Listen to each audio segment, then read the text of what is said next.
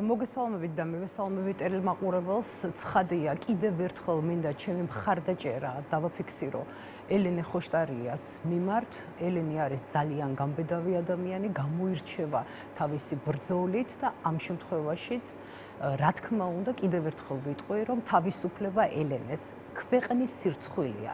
მორალურ მხარეს რომ თავი გავანებოთ, ქვეყნის სირცხვილია, როდესაც პოლიტიკოსი ქალი, 4 შვილის დედა ისჯება ისეთი ქმედების ჩადენისათვის, რომელიც მაქსიმუმ შეიძლებოდა შეფასებულიყო როგორც ადმინისტრაციული სამართალდარღვევა.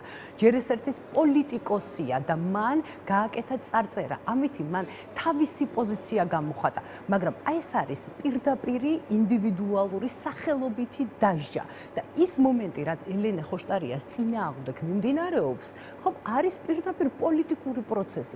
პოლიტპატიმარია ცხადია ელენე და ჩამოთვალონ პრაქტიკაში მაგალითები, რამდენი მაგალითი გქონიათ მარკერით გაკეთებული წარწერის გამო, რომ დასჯილიყო ადამიანი არა ადმინისტრაციული წესით. ეს ხომ წარმოუდგენელი რამ არის და ის რომ პენიტენციური სამსახური რეაგირებს პრესკონფერენციის შემდეგ, ეს კიდევ მეორე ჩავარდნა არის, რომელიც ამ მიმართულებით ხორციელდება. რაც შეეხება ელენეს, რომ არ იყოს ისეთი საფუძვლები, რა საფუძვლებიც დღეს ახსენა მისმა თანაპარტიელებმა, საერთოდ არ გაკეთდებოდა ეს პრესკონფერენცია, მაგრამ ცხადია და აქედან იკვეთება მთლიანად, რომ მისი უფლებები პენიტენციური სამსახურის შიგნითაც, ანუ სასჯელ აღსრულების დაწესებულებაშიც ირღვევა და მათ დასჭირდათ პრესკონფერენციის ჩატარება იმისათვის, რომ რეაგირება მომხდარიყო. თუმცა ეს რეაგირება მოხდა პოსტ-ფაქტომ.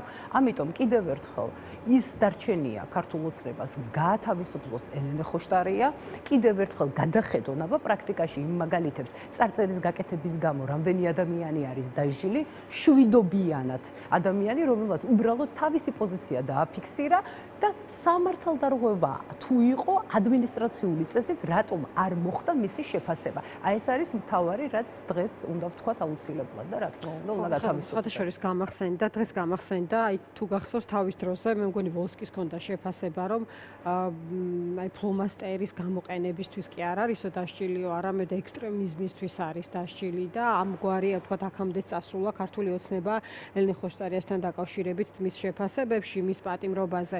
ლანა, როგორ ფიქრობთ, რაზეა დამოკიდებული, ვთქვათ, თქვენ ახსენეთ და მე უბრალოდ მოვუყე მაყურებელს, რომ პრესკონფერენცია ჩატარდა პარტიის განცხადებაში ეწერა და ამის შემდეგ რეაგირეს შესაბამისმა პირებმა.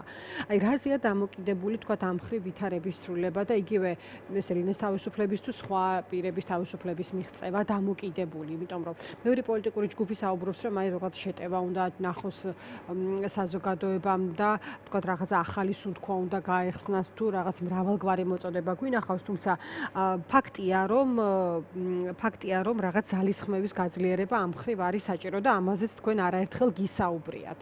ამ პროცესს როგორ ხედავთ და შემდეგ გითხარით, ამას თუ ეხმარება, ამ პროცესს თუ ეხმარება, ვთქვათ, ქვეყნის გარეთ ივანიშვილის პერსონალურ სანქცირებაზე ლაპარაკი, იმიტომ რომ სწორედ ეს მოწოდება ვნახეთ ჩვენ დღეს იმ ანგარიში, რომელიც დაამტკიცდა ევროპის პოლიტიკურ დედაქალაქში. ესეთ დღეს საინტერესო ანგარიში დამტკიცდა, ამ ანგარიშში პირდაპირ იყო საუბარი იმაზე, რომ არ შესრულდა 9 პუნქტი, რომელიც იყო შესასრულებელი და მე თქვენ გაგახსენებთ რა იყო ხო შესასრულებელი. პირველი გახლდათ ევროკავშირის სტრუქტურების და მისი ფასეულობების მიმართ დეზინფორმაციის აღმოფხვრა და პირიქით გაძლიერდა, შემდეგ მოდიოდა საქართველოს საგარეო და უსაფრთხოების პოლიტიკის თანხwebdriver ევროკავშირის პოლიტიკასთან, რაც საქართველოს ეროვნული ინტერესის დაცვა იყო და ეს მიმართულება აბსოლუტურად ჩიხში შევიდა, მოდიოდა დეპოლარიზაციის მოთხოვნა და დეპოლარიზაცია კი არა, ქუჩაში ვნახეთ ნაცემი პოლიტიკოსი, ნაცემი ჟურნალისტები, ყველა სფეროს წარმომადგენლები, არასამთავრობო სექტორის თავისუფალი პროფესიის ხალხი, მერე მოდიოდა არჩევნების მიმართ თავისუფალი სამართლიანი კონკურენტუნარიანი არჩევნების მოთხოვნა. ეს მოთხოვნაც დაირღვა, როდესაც 2024 წელს ვნახეთ არჩევნები, სადაც ყველაფერი გააკეთეს იმისათვის, ხმის მიცემის ფარულობის დარღვევიდან დაწყებული და მასიურად ის რაც ჩაიდინეს, რომ ეს მუხლიც, ეს პუნქტიც, ეს მოთხოვნაც ჩავარდნილიყო. მოდიოდა ანტიკორუფციული მიმართულებაა და ითხოვდა ევროკავშირი იმისათვის, რომ ქვეყანაში აი ეს კორუფციული ჭაობი აღმოფხრილიყო, რაც იყო, ითხოვდა დამოუკიდებელი ანტიკორუფციული ბიუროს შექმნას.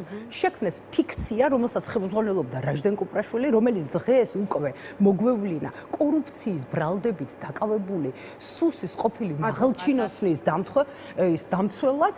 შემდეგ მოდიოდა ადამიანის უფლებების ნაწილი და ვნახეთ, რომ 9 პუნქტის მიმართულებით ყველაფერი ჩავარდა. დღეს კიდე რას გვეუბნება რეზოლუცია, გვეუბნება ამავდროულად გარდა განცხადებები რას გვეუბნება? ამავდროულად გვეუბნება, რომ მოსკოვის მექანიზმის ამოქმედებასთან დაკავშირებით გვეუბნება, რომ მედია თავისუფლება უნდა იყოს, გვეუბნება, რომ საფრთხე ექმნება იმ მონაპოვარს, რაც არის ვიზა ლიბერალიზაცია და ჩვენ ძლიერი საქართველო 2 თვის წინაც გამოვედით და ვთქვით, რომ იმისათვის, რომ დეესკალაცია მოხდეს პროცესების და ქვეყნის ეროვნული ინტერესების სასარგებლოდ წავიდეს პროცესი, აუცილებელია პირველ რიგში და მოვთხოვეთ ქართულ ოცნებას. გაათავისუფლონ პოლიტპატიმრები, გაიწვიონ ის ანტიეროვნული, ანტისახელმწიფოებრივი კანონები, რაც აქვთ მიღებული და რა თქმა უნდა დაეწყოს საერთო ეროვნული დიალოგის პროცესი, რომ ჩაინიშნოს ხელახალი, თავისუფალი, სამართლიანი, კონკურენტუნარიანი არჩევნები. სხვა არაფერი არ ეშველება ამ ქვეყანას, თუ ეს მოთხოვნები არ შესრულდა. პასუხები მიღებული გაქვთ, ამიტომ რო აღარ შევიდეთ სიღრმეებში, აი დღევანდელი მოცემულობა ბიდან რომ ამოვიდეთ, აი მხოლოდ ეს ორი განცხადება ნიკოლოზ სამხარაძის, რომელიც საგარეო კომიტეტს ხელმძღვანელობს და ნუ აქვს ხო გასაგებია გარკვეულწილად წონა მის განცხადებას, რომ მზად არიან და მათ შორის გამჭვირვალობის კანონსაც ასე ვთქვათ შეეხონდა იმსჯელონ ამ თემაზე და კიდე იყო რამდენიმე დეპუტატის განმარტება, რომ მზად ვართ სასაუბროთ არა მხოლოდ გამჭვირვალობის კანონზე, არამედ ნებისმიერ საკითხზე და კიდევ ერთი დეპუტატი ზარქოა, რომელიც ამბობდა, რომ უკან დახევა არ იქნება.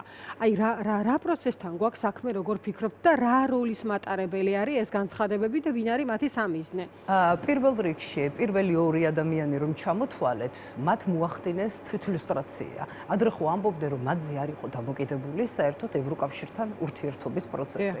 გუშინ განაცხადეს, რომ თურმე რაღაც მოთხოვნები თუ შესრულდება, ეს არის შესაძლებელი და რა შესრულებაზე რაზეა საუბარი, ხო? საუბარი არის იმ ანტიეროვნული კანონმდებლობის გაუქმებაზე, რაც მიიღეს და ამით მთლიანად დააზიანეს ევროინტეგრაციის პროცესი ჩვენს ქვეყანაში. რაც შეეხება ახლა შემდეგი პირების განცხადებებს, ეს ხო იცით ქართულ ოცნებაში როგორ ხდება. სპიკერების ნაწილი გამოდიან ერთი პოზიციით, ამავდროულად მეორე ნაწილი გამოდის მეორე პოზიციით, რომელიც აჟღერებენ თავისი ამომრჩევლების შიგნით რაღაც გზავნილების გავრცელებას ემსახურება ეს ყველაფერი, მაგრამ თავარი არის ერთი, რომ რეალურად თუ უნდა გადადგან ნაბიჯები, პოლიტიკური ნების გამოვლინებას სჭირდება ნაბიჯის გადადგმა. ბურთი არის ისევ ქართული ოცნების მხარეს. ხო და მე დღევანდელ განცხადებებში კი, მე დღევანდელ განცხადებებში ეს მატარებელი უბრალოდ ჩავლილია, ხო? და ძალიან რთული იქნება მისი შემოbrunება. ანუ მე ვგულისხმობ აი ეს ევროინტეგრაციის პროცესს. და მნიშვნელოვანი დრო არის ამ ხრივ დაკარგული. და წყლის ნაყვაო ყველა ეს განცხადება. ცით რა არის მნიშვნელოვანი დრო, რა თქმა უნდა, დაკარგულია, როდესაც ასოცირებულ ტრიოში მოწინავე პოზიციაზე ყოფი ქვეყანა დღეს ხარ ბოლო პოზიციაზე, მაშინ როდესაც მოლდოვასთან და უკრაინასთან მოლაპარაკებები გაიხსნა, ამ დროს ცხადია საუბარი იმასთან დაკავშირებით, რომ საქართველოს მისამართით ევროინტეგრაციის პროცესი რაღაც ნორმალურ ვითარებაში მიმდინარეობს, არ მიმდინარეობს, ყველაფერი გააკეთა ქართულმა ოცნებამ იმისათვის, რომ შეჩერებულიყო ეს პროცესი, მაგრამ მიუხედავად ამისა, დღევანდელი განცხადებები რას გვეუბნება? დღევანდელი განცხადებები კიდევ ერთი გამოვლინებაა, ვინც ქართული ოცნების ბუნება იცის, დროის მოგების. ისინი ყველანაირად ცდილობენ, რომ დრო მოიგონ, რომ იქნება ამ პერიოდში რაღაცა გამოსავალი, კიდევ სადღაც გამოძრომა მოახერხონ, მაგრამ პირდაპირ ვეუბნებით, რომ არ გამოვა ვირეშმაკობის ეს ფორმები. ძალიან კარგად იცის ევროკავშირის ქვეყნებმა, ძალიან კარგად იცის ამერიკის შეერთებულმა შტატებმა, ძალიან კარგად იცის დიდმა ბრიტანეთმა რა პროცესებთან არის საქმე. თუ არ გადაიდგა ის ნაბიჯები, რაზეც ჩვენ მუდმივად ვლაპარაკობთ, გაათავისუფლეთ დღესვე პოლიტპატიმრები. წაიღეთ უკან თქვენი ანტიეროვნული კანონები. დაიწყეთ ერთიანი ეროვნული დიალოგი ახალ არჩევნებთან დაკავშირებით. დაიწყეთ გამოძიება, ნამდვილი გამოძიება და არა ფორმალურად გამოძიების დაწყება იმ პირთა მიმართ, რომლებმაც დაასამარეს დემოკრატიული პროცესი ამ ქვეყანაში და აქ მოიაზრება სხვადასხვა სფეროს და სხვადასხვა სტრუქტურის წარმომადგენლები.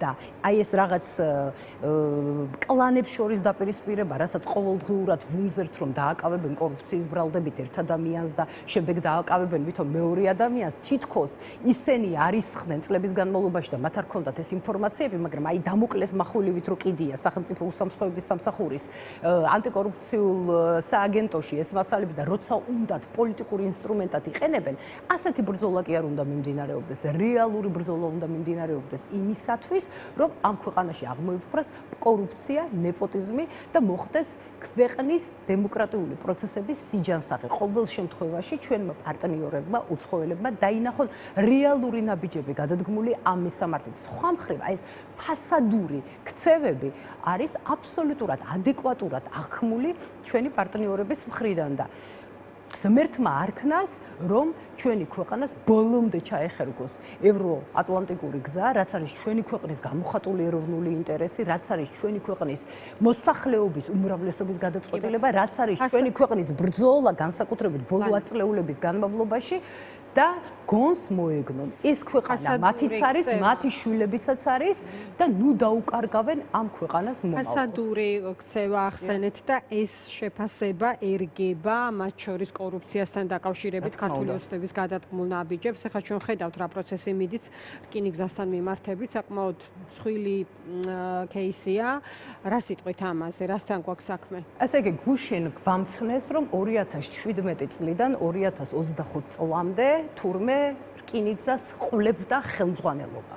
2017-დან 2025-მდე სად იყო ანტიკორუფციული მიმართულებით მომშავე უწყებები, მათ შორის სახელმწიფო უსაფრთხოების სამსახურის ანტიკორუფციული ბიურო. ხო, იქ რაღაც რა თქმა უნდა სხვადასხვა სტრუქტურებს შორის დუბლირებაც ხდება, მაგრამ სად იყვნენ? მაგრამ აი ამას ვამბობ, ყველაფერი ძალიან კარგად იცოდა, მაგრამ ეს მასალები ნელ-ნელა არქივდება და როცა უნდათ კლანებს შორის დაპირისპირების დროს, როცა უნდათ რომ კონკრეტული პირების წინააღმდეგ დაიწყონ საქმე, მაშინ საჯარო და ჩვენ როდესაც ვამბობდით, რომ სახელმწიფო უსაფრთხოების სამსახურს აუცილებელია გამოეყოს ანტიკორუფციული მიმართულება და ცალკე ჩამოყალიბდეს, რაც თავის მხრივ ევროკავშირის იმ 9 პუნქტში იყო, როგორც დამოუკიდებელი უწყება საგამოძიებო ფუნქციით, მაშინ ხელები გაასავსავეს არაო და შექმნეს ის კანტორა, რომელსაც ხელმძღვანელობდა რაჟდენ კუპრაშვილი. და რა იყო, ნახეთ ხომ, აბსოლუტურად დაცლილი ყველანაირი შინაარსისგან და ბოლოს მივიღეთ ანტიკორუფციული ბიუროს ხელმძღვანელი დამცველი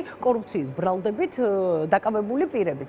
ამიტომ სანამ სუსი არ გადაერთვება იმ საფრთხეების აღმოფხვრაზე, რისთვისაც არის შექმნილი და ყველა უწყება არ იქნება გამოყენებული პოლიტიკურ ინსტრუმენტებად, იქამდე ამ ქვეყანაში სიტუაცია არ დაალაგდება და თუ რეალურად კორუფციის წინააღმდეგ, ნეპოტიზმის წინააღმდეგ ბრძოლას აპირებენ, რა თქმა უნდა გადაიდგას რეალური ნაბიჯები. ის კი არა, რომ 10 წლის და 12 და 14 წლის განმავლობაში ყველაფერი იცოდა რა. ყველამ არ იცის, ყველაფერი რა ხდება ამ ქვეყანაში.